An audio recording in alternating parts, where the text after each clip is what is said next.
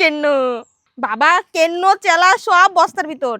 দিদি vermi কম্পোস্টের update দাও। এই দেখো পুকুরের মাঝখানে একটা কাঠগোলাপের গাছ। ও মাই গড, দেখো কত কত ফুল হয়েছে, কত কত কুড়ি হয়েছে। তো এটা এগুলো কি? হাঁসের কিছু বাচ্চা আছে। কত বড় একটা কচুর পাতা। Hey guys, welcome to my blog. তো দেখো আজকে কিন্তু সেই পুরনো বাগানটা যেটা তোমরা আগে অনেক দেখতে, কিন্তু এখন আর দেখো না, কারণ এই বাগানটা এখন তেমন আসা হয় না। কিন্তু এখন এই বাগানটা আবার নতুন করে শুরু করা হচ্ছে। তো এখানে কিন্তু আগে থেকে এই বেগুন গাছগুলো ছিল, বেগুনও হয়েছে, কিন্তু বেগুনগুলো খাওয়া হয়নি। আর এই যে এখন এখানে লাগানো হবে আদা। বাড়ির সামনে একবার লাগিয়েছিলাম, আর পেছনে এই যে এখন লাগানো হবে। আসলে আমাদের গোয়াল ঘরের যে খড়কুটো বা উঠোন ঝাড় দেওয়ার যে খড়কুটো সব এনে এখানেই ফেলানো হয়, আর এখানের মাটি সার হয়ে গেছে, এই জন্য এখান থেকে মাটি ওই বস্তায় ভর্তি করা হয়েছে। এখন এই বস্তাগুলো এই যে এখানে আনা হচ্ছে, এখানে এবার লাগানো হবে আদা এই বস্তাগুলোর মধ্যে। এই মাটিগুলো কিন্তু সার হয়ে গেছে দেখো। আর এই যে এখানে আছে কিছু আনারস গাছ। আমার ছাদ বাগানে দুইটা গাছ আছে, কিন্তু একটা গাছ নষ্ট হয়ে গেছে। বাবা এই গাছে আনারস হতে কত সময় লাগবে? আনারস হতে গেছে 1 বছর। তো গাছ লাগানোই হয়েছে 1 বছর, আরো 1 বছর বাবা। আর এই যে দেখো সেই জবা গাছটা, এই জবা গাছটা আমার ছাদ বাগানে ছিল, কিন্তু গাছের পাতাগুলো হলুদ হয়ে যাচ্ছিল, এজন্য ওইখান থেকে এনে এই মাটিতে লাগানো হয়েছে। আর গাছটা কিন্তু এখন অনেক বড় হয়ে গেছে। আমি শিওর এই গাছটা যদি আমার ছাদ বাগানে থাকতো, এই গাছ এর অর্ধেকও থাকতো না, এ মারাও যেতে পারতো। তো যাই হোক, এই মাটিতে লাগানোর কারণে আসলে গাছটা অনেক ভালো আছে। আর এই যে দেখো চেরি গাছটা, এই গাছটা 1 বছরের বেশি এনে লাগাইছি, কিন্তু এখনো ফল হয় না। এই গাছে কি আদৌ কোনো ফল হবে কি না কে জানে। আর এই যে মনে আছে তোমাদের অনেক আগে একটা ভিডিওতে দেখিয়েছিলাম, অনলাইন থেকে অনেক কিছুর বীজ এনেছিলাম, তখন এই মরিচের গাছগুলোও ছিল। আর দেখো সেই মরিচ গাছে কত কত মরিচ হয়েছে অনলাইন থেকে আনা বীজে। আর এই বেগুনগুলো কিন্তু অনলাইন থেকে আনা ছিল, বেগুনের বীজগুলো। আর এখানে দেখো আমি সিঙ্গোনিয়াম, জেব্রিনা আর মানি প্ল্যান্ট লাগিয়েছিলাম। গাছগুলো তো হয়েছে, কিন্তু জায়গাটা পুরো জঙ্গল জঙ্গল হয়ে গেছে।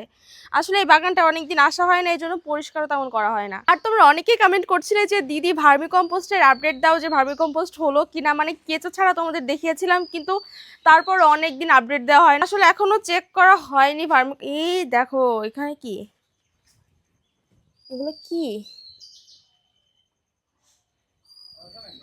কচুরমুখী, এই যে কচু গাছ, সরি কচুরমুখী।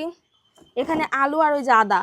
তো যাই হোক, এই ভার্মি কম্পোস্ট এখনো হয়নি, যখন হবে তোমাদের অবশ্যই দেখাবো। আর এই যে ভার্মি কম্পোস্টে চালার এই মেশিনটা, এর ভেতরে ভার্মি কম্পোস্ট দিয়ে দিতে হয়, আর এখান থেকে ভার্মি কম্পোস্টে চেলে একেবারে এখানে একটা বস্তা ধরতে হবে, ওর ভেতর গিয়ে পড়বে।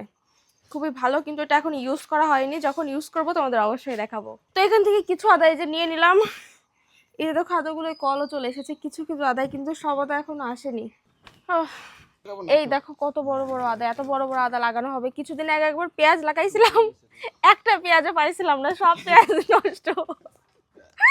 ভিডিও রইছে কিন্তু তোলা ভিডিও নেই। ওগো শুধু লাগানোর ভিডিও আছে, তোমরা খেয়াল করলে দেখবে যে পেঁয়াজ লাগানোর ভিডিও আছে, কিন্তু পেঁয়াজ তোলার কোনো ভিডিও নেই, কারণ পেঁয়াজ হয়নি। এখন এই যে এত এত আদা লাগাচ্ছি, দেখা যাক আদা হয় কিনা, এর থেকে আদা পায় কিনা। মানে হবে না ঠিকই, কিন্তু উঠোবার নেই কিনা সেটা সব করে পাতা ফেলা। কেন এটার কুটিছি তো এই যে বাবা কেন চেলা সব বস্তার ভিতর। আদাগুলো আগে বস্তায় রেখে দেওয়া হয়েছে, যাতে উল্টাপাল্টা না হয়ে যায়, যে কোনোটায় দেওয়া হয়েছে কোনোটায় দেওয়া হয়নি। এর ভিতর এত পরিমাণে কেঁচো আর ইয়ে কি জানো, সরি কেন্ন আর কেন্ন। তোমরা কি কেউ কেন্ন চেনো না? এটা কোনো কথা যে কেউ কেন্ন চেনে না? এবার কিন্তু আমাদের প্রত্যেকটা গাছে নারকেল হয়েছে, দেখো প্রত্যেকটা গাছে। ও মাই গড, এই দেখো। আচ্ছা, এবার এত নারকেল হওয়ার কারণটা কি জানো? কারণ যখন বৃষ্টি হওয়ার দরকার ছিল, মানে নারকেল গাছের জন্য যখন দরকার, ঠিক সেই সময় এবার বৃষ্টি হয়েছিল, এই জন্য গাছগুলোতে বেশ ভালো নারকেল হয়েছে। শুধু আমাদের না, মানে তোমরা খেয়াল করলে দেখবে তোমাদের আশেপাশে যে নারকেল গাছগুলো আছে সেগুলোতেও কিন্তু বেশ ভালো পরিমাণে নারকেল হয়েছে। এবার এই আদাগুলো এখন নষ্ট হয়ে যাচ্ছে, দেখো কেমন কেমন হয়ে যাচ্ছে। তো আদাগুলো ভালো রাখার উপায় হলো এখন এর উপর মাটি দিয়ে দেওয়া হবে, যাতে আদাগুলো ভালো থাকে। মাটি দিলে আদাগুলো কি হবে, আদাগুলো থেকে গাছ বের হবে, মানে ভালো থাকবে। পরে যখন অন্য আরো তৈরি করা হবে, লাগানোর জন্য বস্তা তৈরি করা হবে, তখন ওর ভিতরে মানে ওর মধ্যে লাগানো হবে। এই যে দেখো এখানে হলো আমাদের হাঁস মুরগি, না এটা একটা হাঁস মুরগির ঘর, আমাদের ওই পাশে আরো অনেক আছে হাঁস মুরগির ঘর। যেখানে শুধু হাঁস আছে, যে হাঁসের কিছু বাচ্চা আছে, ওই যে এখানে আছে পোলট্রি। এই দেখো কত সুন্দর সুন্দর ফুল ফুটেছে, ও মাই গড। দেখো পুকুরের মাঝখানে একটা কাঠগোলাপের গাছ, এই কাজটা কে করেছে জানো? কে করেছে জানো? ও মাই গড, এই দেখ কত কত শাক, ঢেমি শাক। এই দেখো পুকুরের মাঝখানে হলো কাঠগোলাপের গাছ, এটা কোনো কথা? এই গাছটা হয়েছিল ওই যে চারি দেখা যাচ্ছে ওইখানে, হ্যাঁ ওইখানে গাছটা হয়েছিল, কিন্তু এখান থেকে কোনো কারণে পড়ে গিয়েছিল, তাই ও খুঁজে পাইছিল, মানে পুকুরটা পরিষ্কার করছিল পুকুরের চারপাশ, তখন এই কাঠগোলাপের গাছটা পেয়ে এখানে পুঁতে রেখে গেছিল। এখন দেখো কত কত ফুল হয়েছে, কত কত কুড়ি হয়েছে, কিন্তু কিছুদিন পর তো বর্ষাকাল, বৃষ্টি চলে আসবে, তখন এই পুকুরে অনেক জল হয়ে যাবে, তো তার আগে আমি এটা নিয়ে অন্য কোথাও লাগিয়ে দিব। দেখেছো এত যত্ন করে যখন ছাদ বাগানে লাগাই তখন বাঁচে না, আর জাস্ট এখানে পুঁতে রেখে গিয়েছিল পুকুরের মাঝখানে, আর সেটা বেঁচে গেল। তো দেখো কত কত ফুল হয়েছে, কত কত কুড়ি হয়েছে, তো এটাও আমি নিয়ে যাবো একদিন। আর এই যে আরেকটা গাছ, এটাও বেঁচে গিয়েছে, এই যে দেখো সুন্দর সুন্দর একটা পাতা বের হচ্ছে, এই যে এই গড দেখো কত বড় কচু গাছ, এই দেখো কত বড় একটা কচুর পাতা। আর এই যে হলো সেই কচুটার ফুল, এই কচু গাছের নাম কি তোমরা কে কে বলতে পারো কমেন্টে জানিয়ে যেও।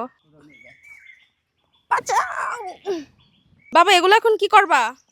এই লাগানির হাতে সময় নেই, ধান টান কাটতে হবে, এই জন্য এটা সংরক্ষণ করে রাখতেছি। তো এখন এর ভিতর দিয়ে দেবো আমি এই মাটিগুলো দিয়ে দেবো, যাতে এই গাছগুলো মানে সরি এই বীজগুলো ভালো থাকে। আর যখন এখন তো সময় নেই এগুলো লাগানোর, আর এখন যদি দিয়ে দিই কিছুদিন পর গাছ হবে, আর তখন অন্য কোথাও লাগানো যাবে।